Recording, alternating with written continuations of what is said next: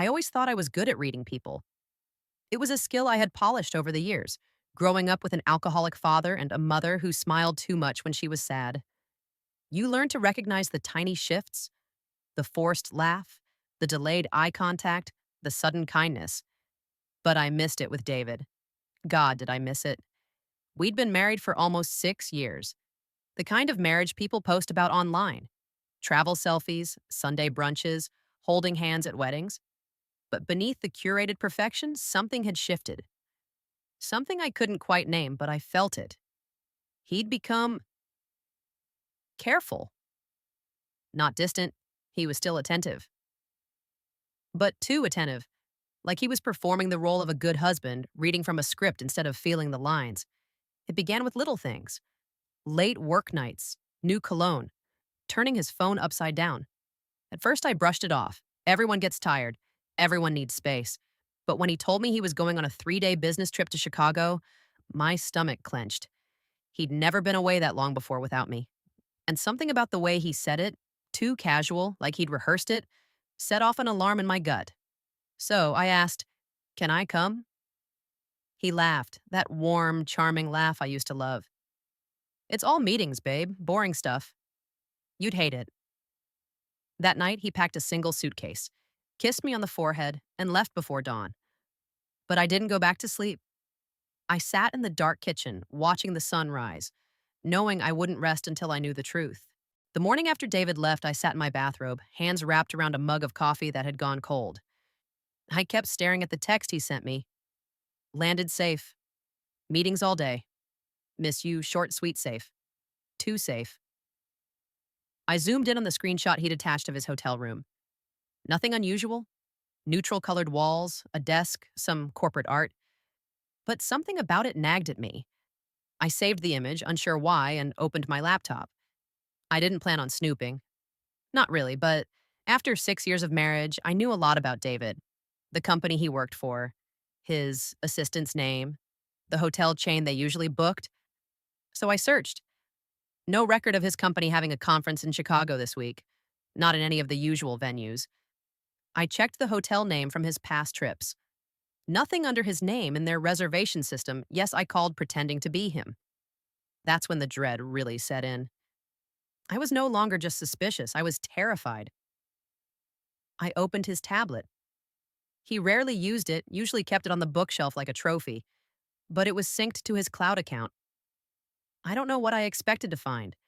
Maybe a flight confirmation. Maybe a Google search. What I found was worse. He had a shared photo album with someone named LM. The most recent photo was taken the day before he left for Chicago. It showed David, in jeans and a leather jacket I hadn't seen before, standing in front of a place I recognized immediately. It wasn't Chicago. It was Portland. My sister lives there. We visited that cafe last summer. I'd taken a nearly identical photo. That was the moment something inside me snapped. I wasn't going to cry. I wasn't going to call him and scream. I was going to go to Portland. Part 3, the city of secrets. I booked the earliest flight to Portland. I didn't think about what I'd do when I got there. I just knew I had to see it with my own eyes. I arrived late evening. The city was cloudy, damp, familiar. I stayed in a cheap hotel just outside downtown and didn't sleep that night. My mind was a storm of questions. Who is Ella M? Why Portland? How long? The next morning, I returned to the cafe from the photo. Same street lamp. Same ivy-covered brick wall. My stomach twisted as I walked inside, scanning every corner, every table. He wasn't there, but someone recognized me. A barista, a girl with pink hair and heavy eyeliner, froze when she saw me. Then she smiled politely, but it was that kind of, "I know something you don't" smile. "You're not Elle, are you?" she asked, cautious. I didn't answer, just tilted my head. She hesitated. "Sorry, I've seen a guy here a few times with a woman. They always sit in the back, real flirty. He looks a lot like you." I nodded slowly. "Thanks." I walked outside, heart pounding. Now I wasn't just suspicious. I was certain. That evening, I followed the photo trail, checked the nearby hotels. At the third one, small boutique, modern, I got lucky. David had checked in 2 days ago with his wife. I asked the desk clerk what room they were in. Of course, she couldn't tell me, so I waited. 3 hours passed. I was about to give up when I saw him. David, my husband, walking out the elevator, holding hands with a tall woman in a green coat. He didn't see me, but I saw everything. He kissed her before they stepped outside. Carefree, relaxed, the way he hadn't kissed me in months. I followed them for a block. I wasn't even thinking. My body just moved. Then I said it, out loud, to myself, like a curse, or maybe a spell that would make it hurt less. He said he was going on a business trip, but I found him in another city. Part 4, the confrontation. I didn't sleep. I couldn't. I spent the entire night staring at the ceiling of my hotel room, replaying the scene in my mind. The way he looked at her, the way he used to look at me. It wasn't the kiss that broke me, it was the familiarity, the ease. Like this wasn't new, like they weren't new. By morning, I had made up my mind. I dressed carefully, jeans, dark sweater, no makeup. I wanted him to see me as I was, raw, betrayed, furious. I waited outside the boutique hotel. At 9:10 a.m., they exited, holding hands again like they had the right, like they weren't stealing something that didn't belong to them. I stepped in front of them on the sidewalk. David froze. His face went white, then red. His hand slipped from hers. She looked between us, confused. Amelia? He whispered. I didn't say anything. I just stared. He took a step forward, eyes wide. What? What are you doing here? Funny, I said calmly. I could ask you the same thing.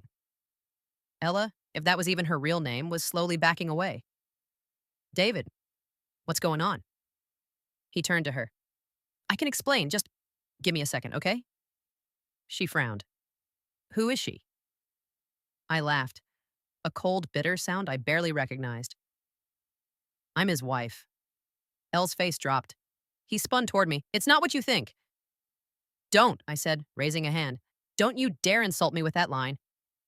I had planned to scream, to cry, to slap him maybe, but in that moment, I felt only stillness.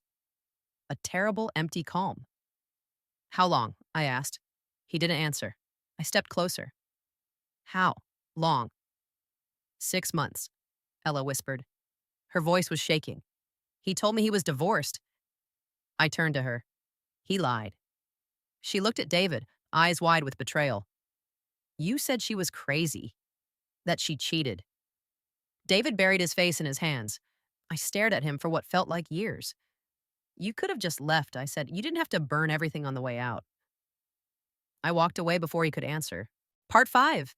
The end, or something like it. I didn't go back to the hotel. I walked. For hours. Through Portland's quiet neighborhoods, past bookstores and coffee shops, until my legs ached and the sky turned gray. I should have cried, but I didn't. The tears felt too far away, like they belonged to a different version of me. The version who still believed in my husband. In our life. In all the little lies we told ourselves just to stay afloat. By evening, I sat alone on a park bench, watching a group of kids chase each other near a fountain. David texted me, then called. I didn't answer. The silence felt better than anything he could have said. Better than, I'm sorry. Better than I love you. Better than I made a mistake. Because he didn't make a mistake.